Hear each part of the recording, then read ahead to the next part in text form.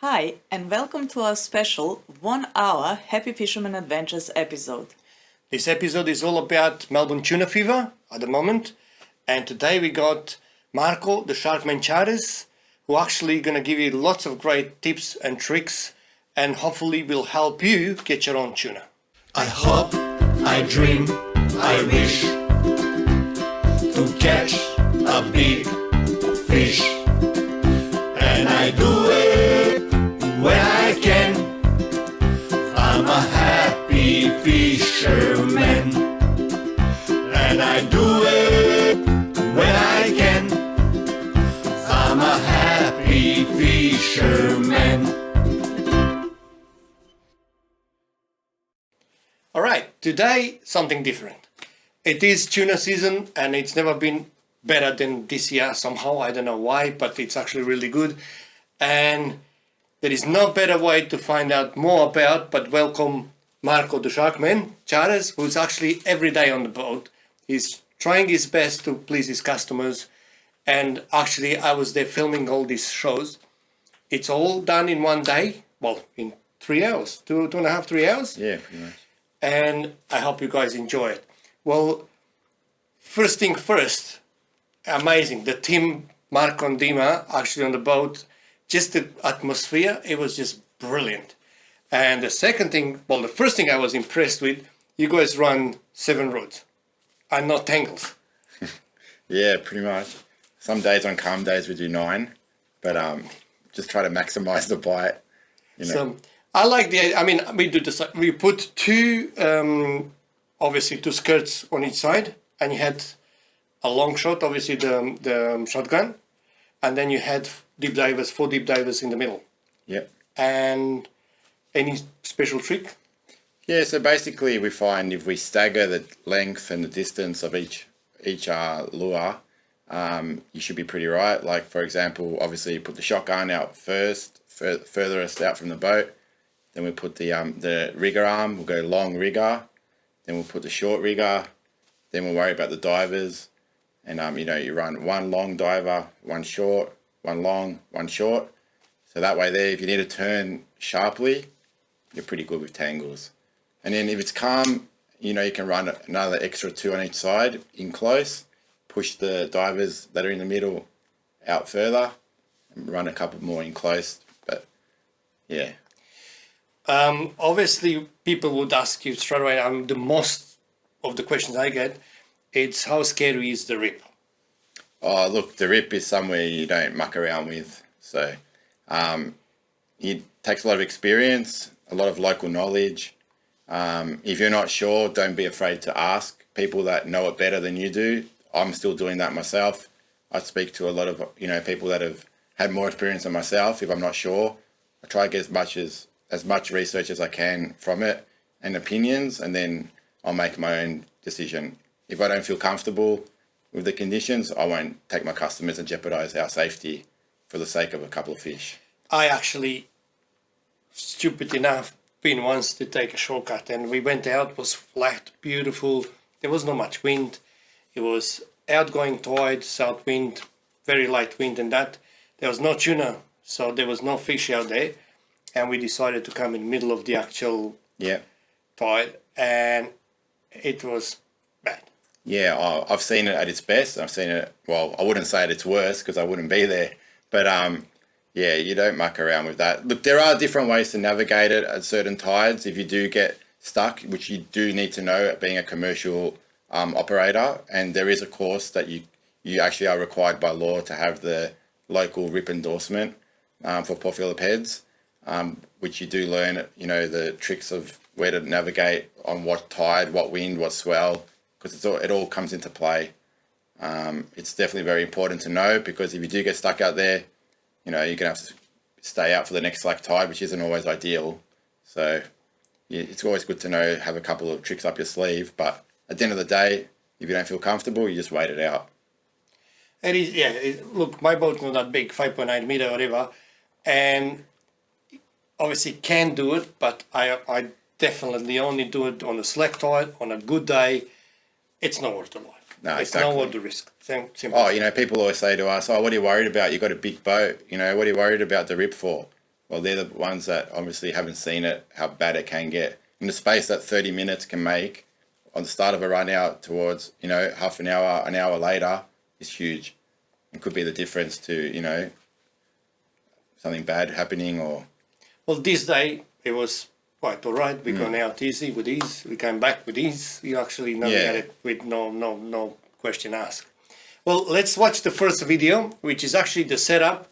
And Dima, what a gun. Oh, he's a champion. He's good. I never seen anybody, actually the teamwork, the two of you together, it was like, wow. Okay. Yeah, that's one thing I love to say. Like, all our guys, the chemistry we've got is awesome. We just want to have a good atmosphere, make everyone feel comfortable and be friendly, stern sometimes if you have to be, but make them feel like they're fishing with mates.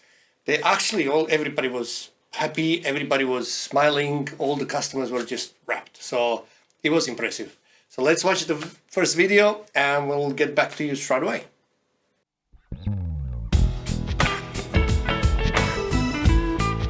It is 27th of February 2022 and I'm filming one of the local charters. Sharkmen Charter is taking customers out trying to catch some tuna.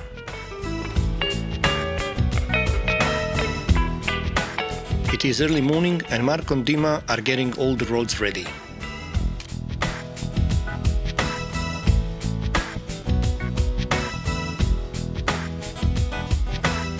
The boys arrived and we were on the way.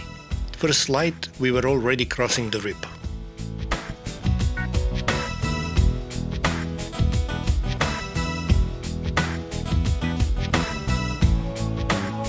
Then 5 kilometers out of the rip, Marco spotted some birds and at that moment, Dima started putting some lines in.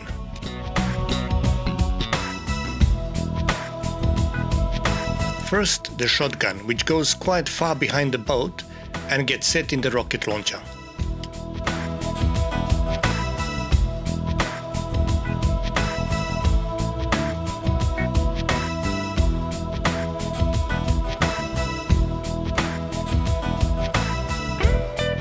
Then the left and right side outriggers. All these had skirts on it.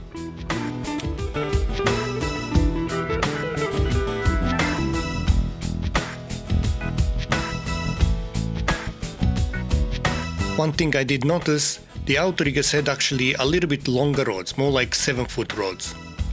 That way he got a better spread.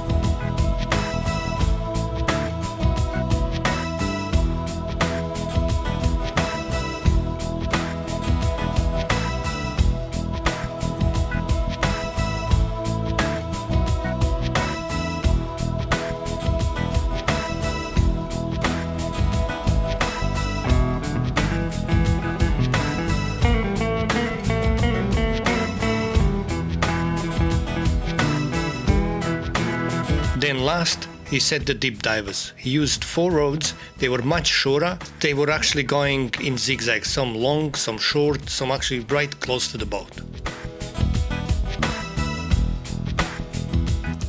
With this spread, Dima covered anything from just few meters behind the engine up to 70 meters back.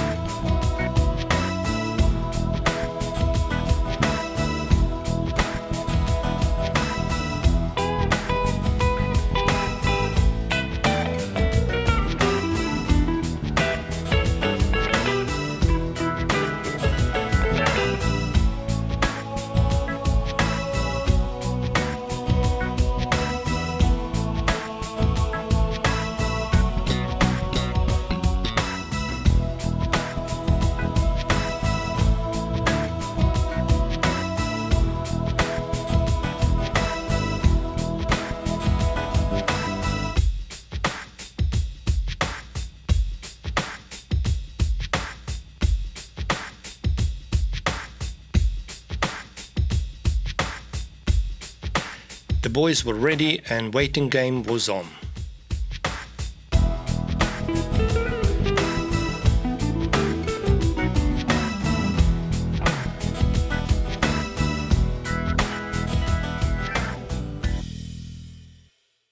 All right, in this video we've seen how actually Dima, how quick they set up everything.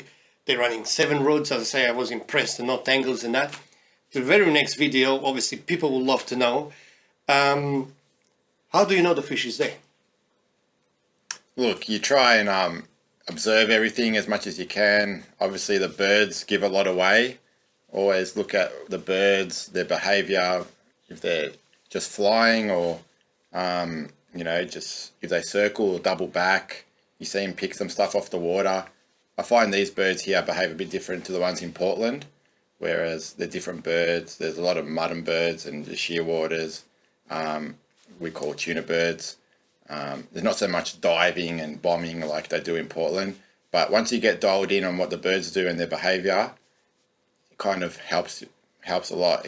We get all the customers involved, ask them to keep a lookout on the sides. We might miss a few out in the distance because that could be the difference between, a 4 or 5 way hookup or nothing, Yeah. I seen even Dima sometimes goes at the front and just observes at the front. And in the cabin, you get obscured, wet windscreen, or, to the sides, you've got a few blind spots. So if people see them at 9 or 3 o'clock, it makes a big difference. Yeah, I miss them all the time sometimes. Yeah, I see them, everybody screaming, oh, birds on the left, oh, birds on the right, so you have to work out which left, his left or your left. And obviously you mark up, once you hook up, you keep marking up the... So every time I get a hookup, I just like to mark the spot in the GPS. It kind of tells me a story, whether it be at the end of the day or the next day. It just tells me a story, even some we've got from previous years out there. And a lot of the times, you go back to those marks, they draw you back. Even if the birds disappear, you go back to that mark maybe a few hours later, and more often than not you get a hookup even with no birds, no bait. That's just what I do personally. That's actually it's a good idea, because you go over it, you find the fish, and that you hook up, the birds disappear, you just go who knows back. It's a big ocean out there. Sometimes when there's no birds, you got to kind of have a backup plan, or an idea of where you're going. You're not always going to have birds telling you where to go. In the next video, obviously, you're going to see a hookup. And this time, obviously, the guy was unexperienced. He'd never got a tuna, obviously. My understanding was that he never got a tuna before. But you guys made him feel so comfortable, and he actually, find the tuna. It was good. And then the teamwork between you and Dima, catching the leader, one's gaffing the fish. Just amazing. Yeah. Obviously, we get all people with all sorts of experience on the boat. Some never caught a fish before, let alone a tuna. Others got their own boats. They come out to learn a few things. So you can really determine the difference between the two. Obviously, those that haven't caught it, you got to make them feel, encourage them, make them feel comfortable, tell them doing the right thing, the wrong thing. As long as you don't yell and scream at them, make them feel comfortable and coach them through. And more often than not, they get their fish. That's great. Let's watch the second video. Somehow there was positive energy everywhere. The guys were smiling and they were ready for some tuna action. Being a charter operator, the pressure is always on. It is a huge responsibility.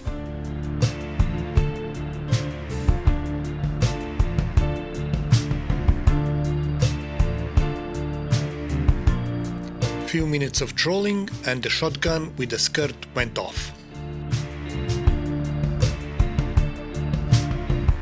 Dima reached for it, and first one up was Nick.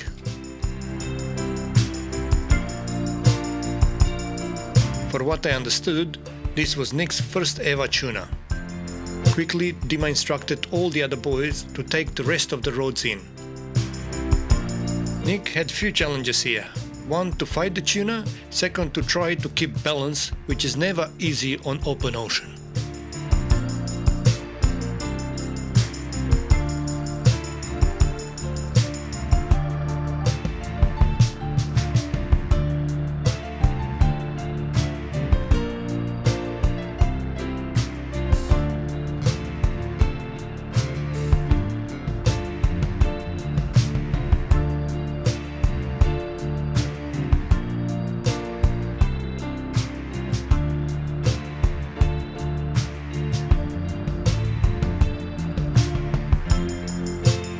The boys were cheering him and Dima was there to give him some instructions.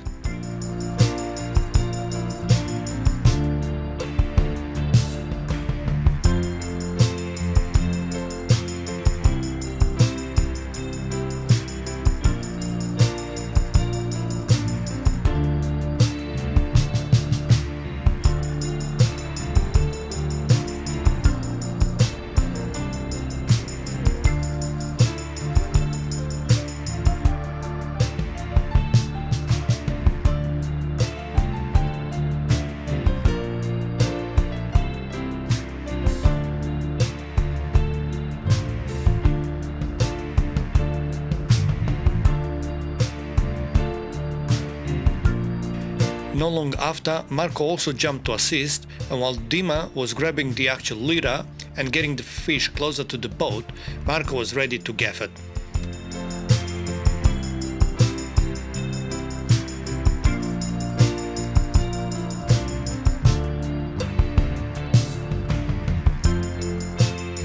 Before you know, the fish was on the boat.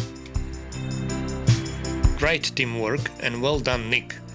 It was photo time, then bleed the fish and quickly reset.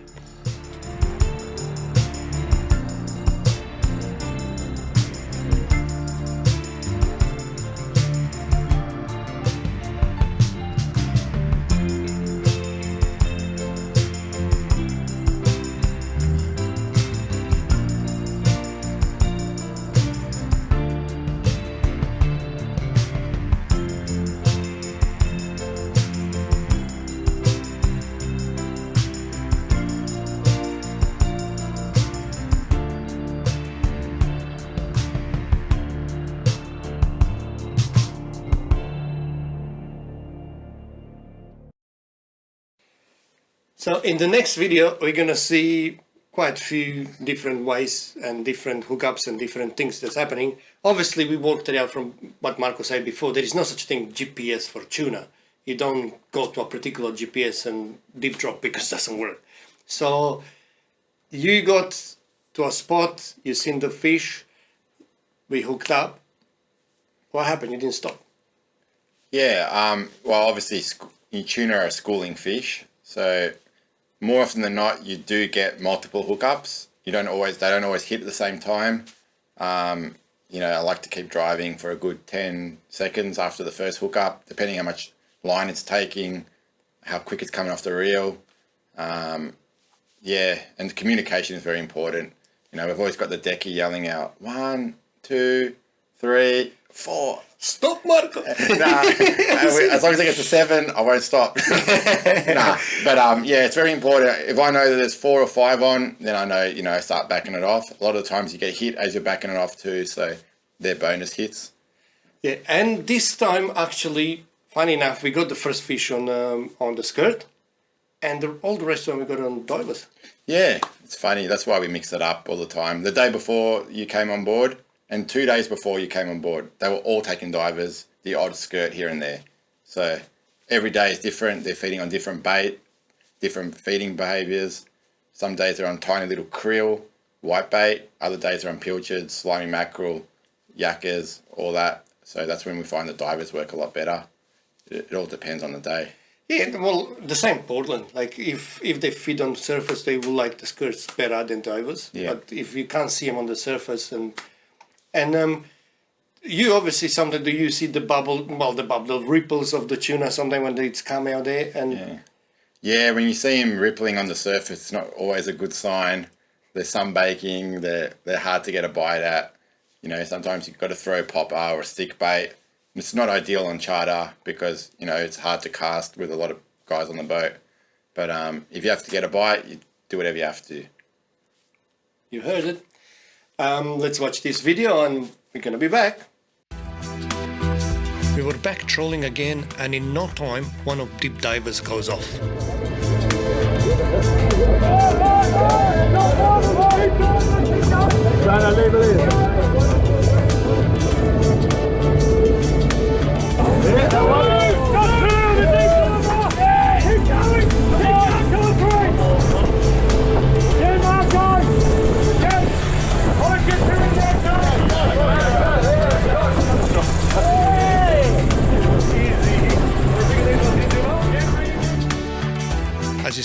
Marco kept trolling for a little longer and they got the second hook up. This time, Theo and John were in action.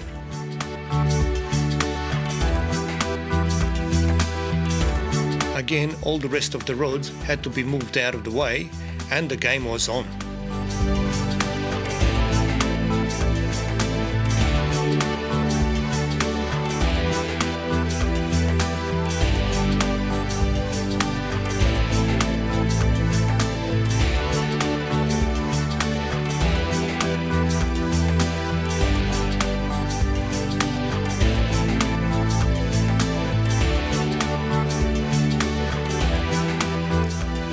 Pretty quick, Theo had his tuna close to the boat and Dima with a perfect gaff shot landed this fish.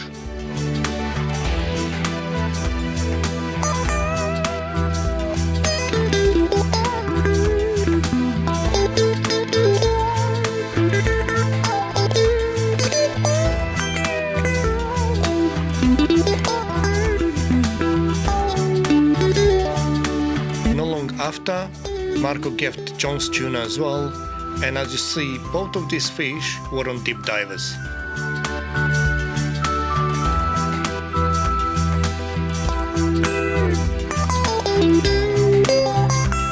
Quick photo and we were on the way.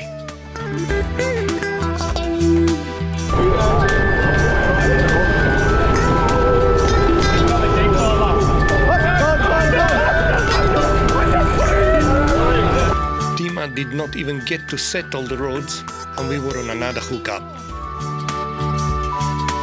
This time Luis was fighting the fish, but somehow it sped the hook.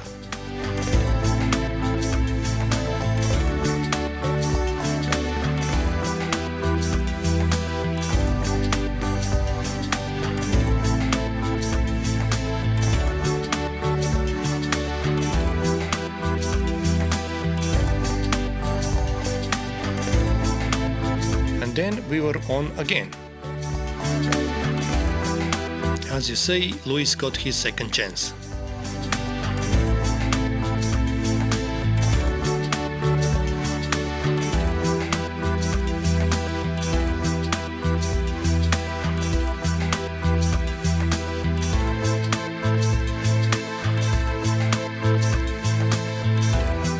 A few minutes in and another perfect gaff shot. The fish was in the boat.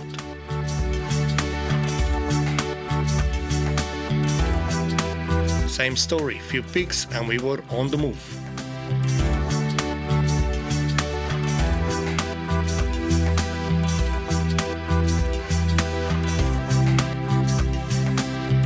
This time another single hookup, so Pete was in action.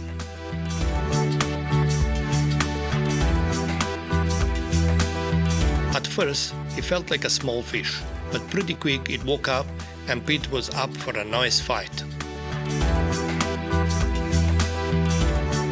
Smiles all around the boat. This time my cameraman Marco reached for my underwater camera for some nice video for you guys.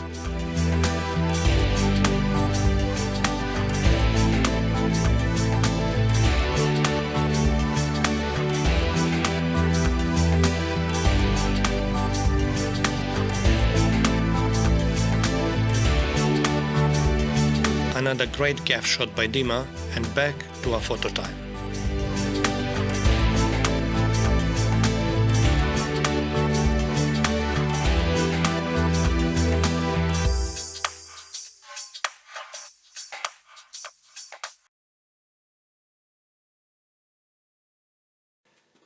Alright, so we actually seen how they handle doubles. Just about every customer hooked up, and in the next video you're going to see that actually every customer hooked up, and for the second time as well, because we had quite a lot of fish. The rods and reels, anything special, or just you looking for the, you know, obviously has to be some quality. Yeah, we try not to use our big heavy Tiagras and that unless we know there's barrels around. We'll mainly put out spin rods. It makes it a lot easier for the customers to hold. We use the shorter jig rods on our divers, just because there's a lot more pressure on them, and they're nice and easy out the back of the boat. On the arms, we use the longer ones with our skirts. Well, I seen, obviously you mix the skirts and that. I seen you got sabikis, you got rappellers, you got halcos. So you in the skirts, actually, I seen you like tornadoes and jacks and that, and actually proved right, because the first hit we had was one of those lures. Yeah. Do you actually rig all that stuff? Because I seen Dima rigging up quick stuff there, or... Yeah, I'm really lucky. My deckies and that do a great job. Dima, Luke, Nikki, they're all great at rigging. It's one less thing that I have to worry about. Even after hours, you know, we're very lucky to have, you know, tackle shops that look after us, especially fishing online. They've really looked after us. In Hastings, when Dimmer gets stuck, he lives around the corner, and they'll open up after hours, re-spool lines, whatever we need. We get looked after by Tackle World Cranbourne as well, with rods and reels. So we're very lucky to have that. Tornado really looks after us. We pride ourselves on using good quality gear, and it goes a long way. Customers notice it too. I seen a lot of different charters and all that stuff, but yeah, you went to the actually really nice quality. I mean, it's not the top quality, because there is not a Stella and that, because you wouldn't. Did you ever lose a rod and reel? No, but I saw you. You nearly did. Okay, Is that coming up or what? Lucky I'm not actually. Are you going to show it? I'll do it in next episode. Lucky lanyards. Oh yeah, I know. We've been lucky. We haven't lost any high end rods yet. Touch wood. My one was that far. It shows how important it is to actually have that lanyard. So yeah, safety, so of course, and it is great to have quality gear and that. But honestly, even when me and Mima fish by ourselves on the boat, obviously I'll use my Stella stuff. If I got other people that, you know, everyday friends that we, you know, musos and that, actually don't take them, so don't tell them, but I take my everyday gear that's actually just a bit full of. Yeah, well, that's what I've tried to tell the boys too. Like, they like to bring their own rods here and there, and you know, customers, they're a bit rough sometimes. They don't know the little things to look after them, like putting swivels through the guides. You know, that could just wreck a $500 rod like that. You know, we try to put, you know, the fluoro beads on them to prevent that. But then again, that sometimes, you know, creates problems with CUDA. And of course, I just tell the boys now, leave your stuff at home, wreck my stuff, and we'll sort it out. Yeah, no. But yeah. No, I copped it here because obviously the beads make bubbles. I'm lucky. Mima's the one that does the FG knot. Oh, really? She's good at it. That's good. So I never broke the knot. I lost the lure, but I never broke the knot. So it's great. But well, you heard it. It's really up to you what you want to use, what you want to do. There is quality gear that you don't have to spend $1 million, and it works. Simple. So as Marco said, with Tiagras and that, especially on the charters, it's hard because you have to use your thumb and move your line and, you know, guide it. It's too much work. So bidders work for everybody. Yeah, they work good. Don't be afraid to mix things up, guys. Things that you don't think would ever work, we find you do something stupid and it will work. You know, like put a plastic out, do something different, mix it up, go against the grain. Don't follow everyone else. Go against the grain, and on those tough days, it might be the difference. Can I say something? Yes, I saw you, like, you see heaps of boats, they all trying to, you know, it's Birds Day, you went away. Oh, yeah, that's the story of our life. So you move away to actually, so... Yeah, I can't stand fishing around other boats. I'll rather leave the fish and go find my own patch, but it's very hard. It's like you got a target on your back some days, and yeah, but even when too many boats, they push the fish down. So exactly there right. is no fish to start with, so you have to move away and find even when we're in else. Port Phillip Bay fishing for snapper, you know, we're not catching anything. 100 boats are anchor next to us. So it's all part of it. So I mean, you got a business to run, so it is hard, of course, and that. And I have to say, like, we got great charters in Melbourne. Yeah, we do. There's a lot of good ones. And good fishermen like Chris and, well, Jason, he went over to... Yeah, well, wish him all the best too. Yeah. We worked closely together. Yeah, he's doing really well. So if you guys want to go to NT and get some butter and coral trout and that, Magna Charters, you love the guy. Yeah, no, he's good. Even Chris from Gone Fishing, Zach, cross country, we all work together out there, help each other out. It's a big ocean. Goes a long way, especially tuna. There's no secrets with tuna. They move, the next day they're gone. So if you can have a little network, it goes a long way for everyone. And it's safety. Exactly. The safety procedure is very well, a important. lot of times we bounce off, someone might go into the rip before us and we'll give each other a little heads up. Hey, listen, it's looking pretty bad in there. I wouldn't stay out any longer or much longer. It's up to you, or what do you think it's going to be like tomorrow? Are you going to cancel? We like to bounce things off people we can trust, and it goes a long way. It makes our job a lot easier. Perfect. Well, let's see the next video, and I hope you guys enjoyed Marcus' company today. Thanks, guys. Thanks, Tibby.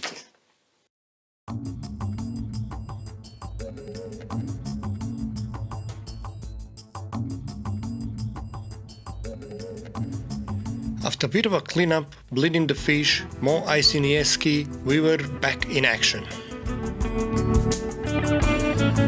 We spotted the birds again, and then we had a double hookup, but one quickly dropped the hook. The other one had Andrew on the other side of the line.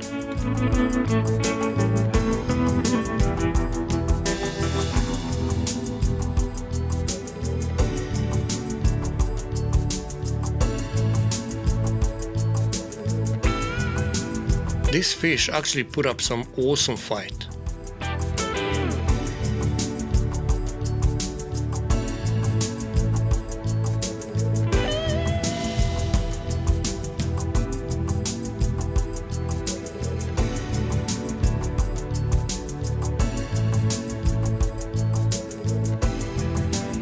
Some more underwater footage by Marco, and then Tima's gaff shot that he didn't want to go in this video.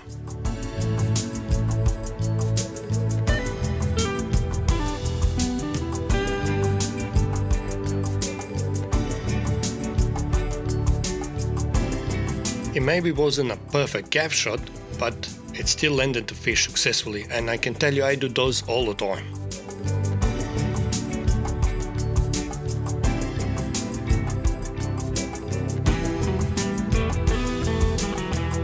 We moved on for a minute, and then we had a triple.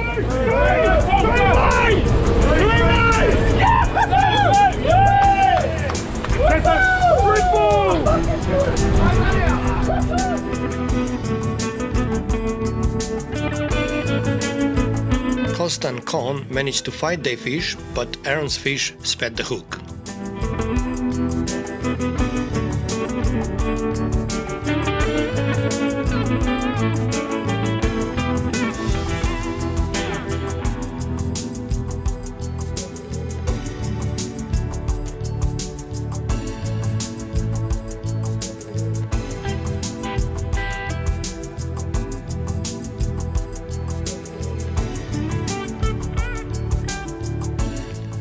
After a lot of cheering from the boys, Costa had his fish in the boat.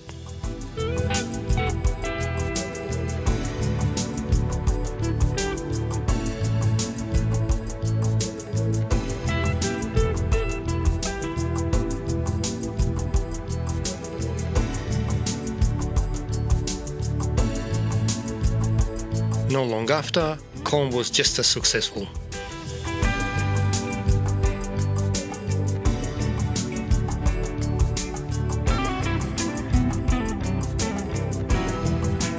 Then again, very quick photo shoot and another double. One, two. Here with your five. What's the number to look at?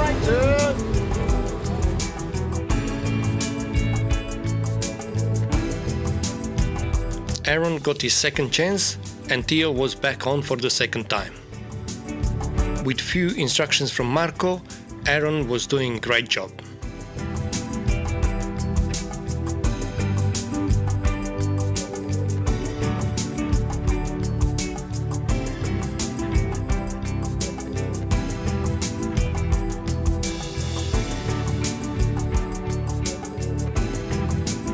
Not long after, another great gaffing technique from Dima, and at this stage everyone on the charter managed to land a fish.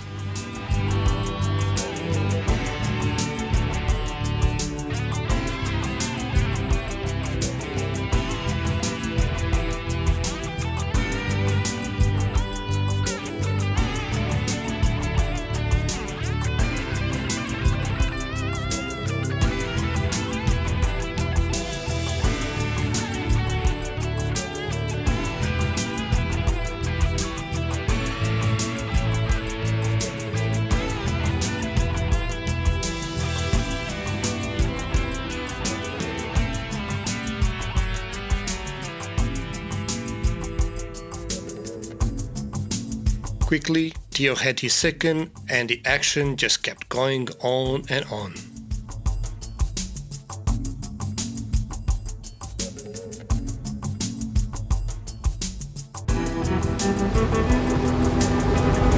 What's a guy doing up there looking out for the fish? What's he trying to do?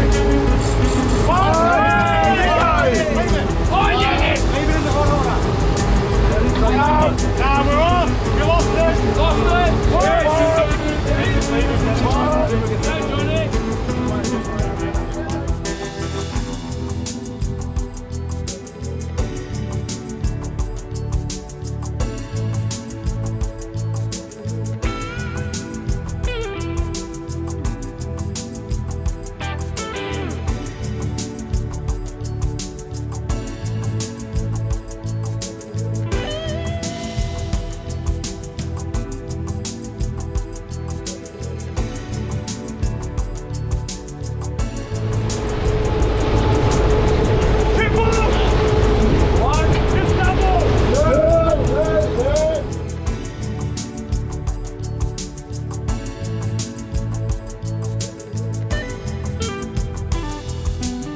It was great to witness Mark and Dima working as a team and doing their best to keep the customers happy.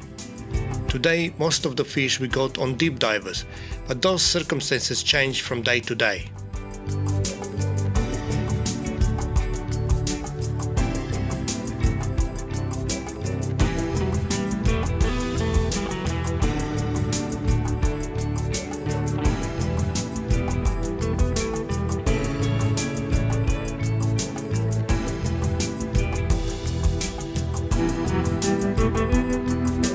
The slack tide was approaching in the rib, so we were on the way out.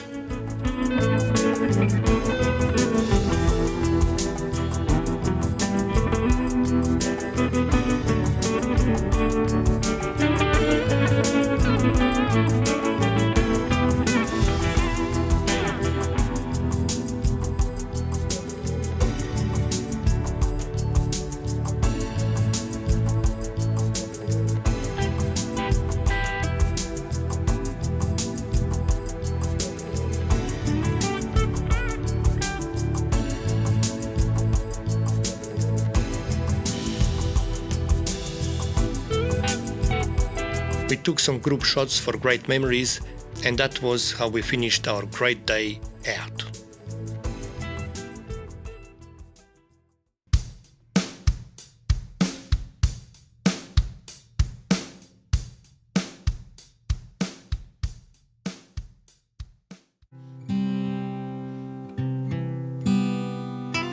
Since we had lots of requests and questions about how to navigate the Bowen River, from the entrance to the boat ramp, we put this video together so you get to feel what you will be dealing with if you decide to go.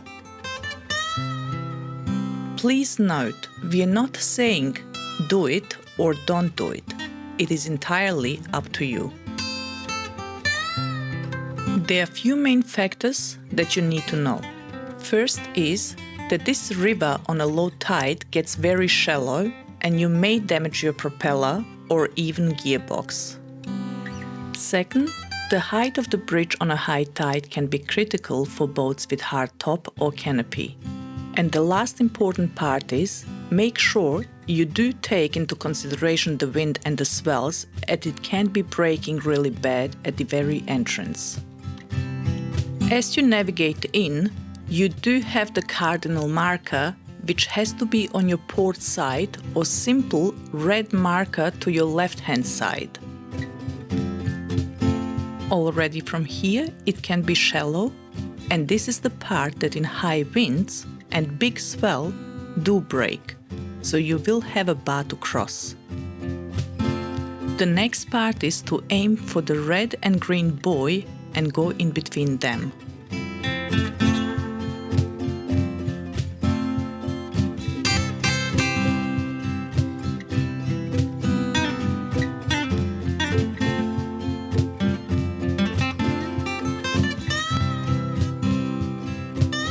As you pass, aim for the second pair of red and green buoy. From here, keep going towards the pier. As you pass the pier, cross to the right-hand side of the river, closer to Ocean Grove side, and navigate very slowly with your engine tilted high up, as there is another point where you may touch the ground. Going under the bridge few hours before the high tide, we had another half a meter of clearance from the rocket launcher.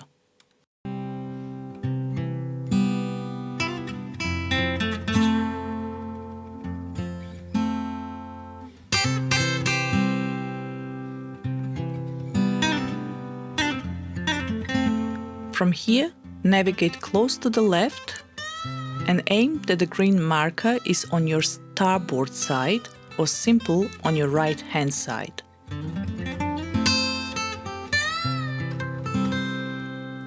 Same story for the next green marker.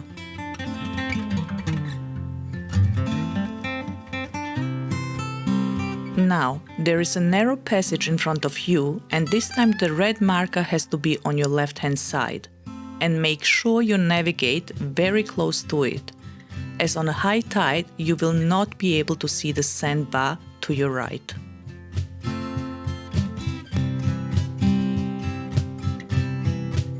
As you pass this red marker, you will have a few more red ones all the way to the boat ramp. And all you need to do is navigate in their direction, keeping in mind that the red markers have to be to your port side, or again simple to your left-hand side. In this video, we picked a good day with low swell and 6 km southeast wind. We normally navigate around 2 hours before or after the tide change.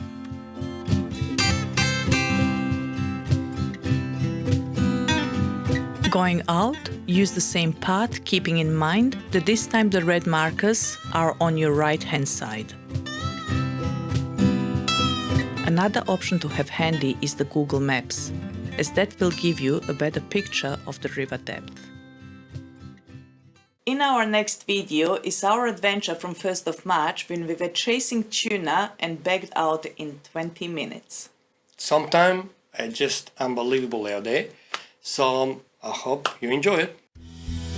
It's 7 a.m. 1st of March 2022 and we left Ocean Grove boat ramp to chase some local tuna.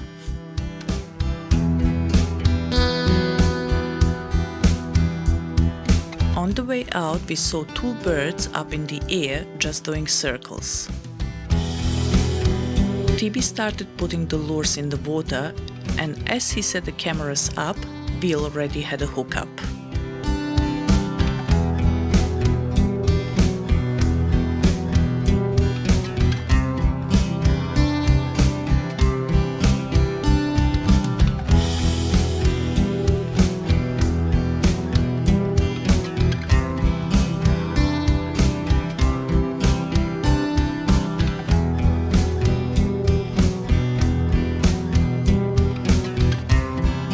This fish felt solid and I had to quickly move some of the rods out of the way.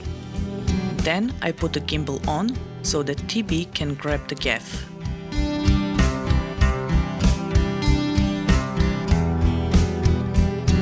I took over the rod and the game was on.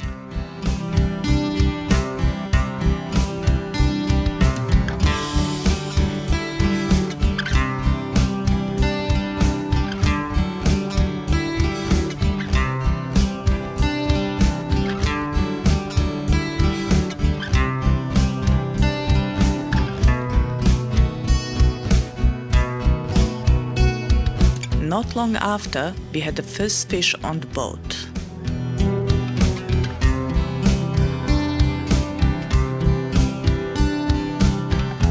Quickly, we reset everything, and as soon as I took off, we had another hookup.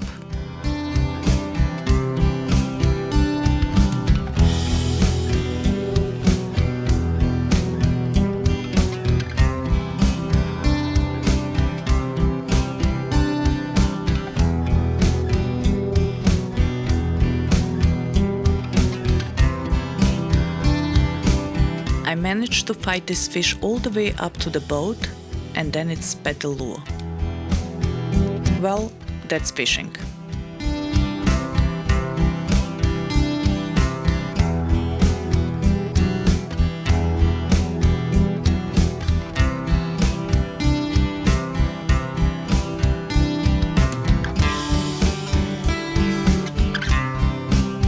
Then we were on the move again, and we didn't manage to put more than 2 rods in. We had a double and a lucky moment. It just shows how you must have the lanyards to secure your rods as the adjustable outrigger collapsed.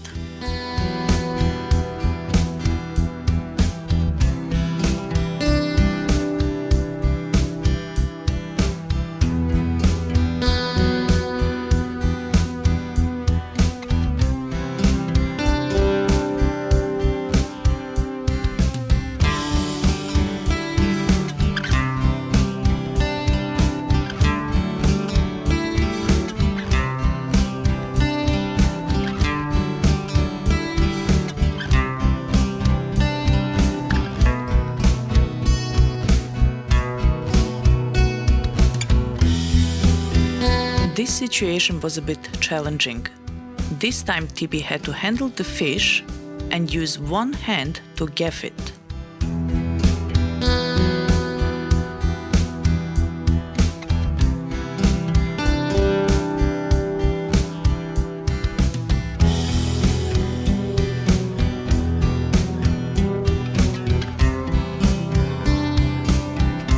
That was successful, and then the second one we also managed to land.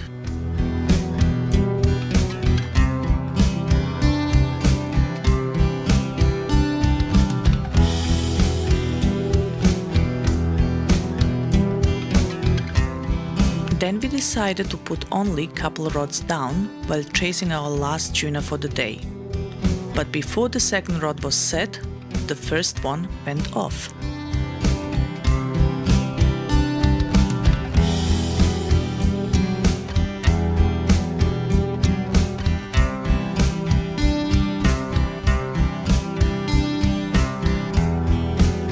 I moved the stuff out of the way, and then I went live on Facebook.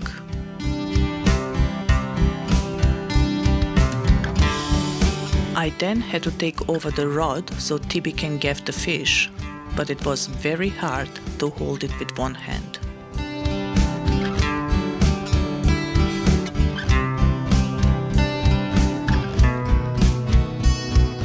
I dropped the phone, and a minute later we landed our fourth tuna. And that was game over for us.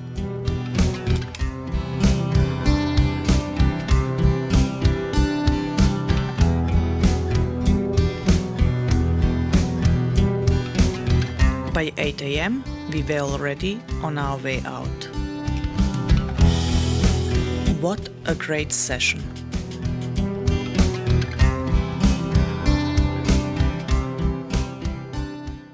Thank you for watching, and we will see you next time. Guys, if you want, you can subscribe to our YouTube channel, subscribe to our website as well. And yeah, we're putting a lot of videos and that to help you get your next big fish. I hope, I dream, I wish to catch a big fish. And I do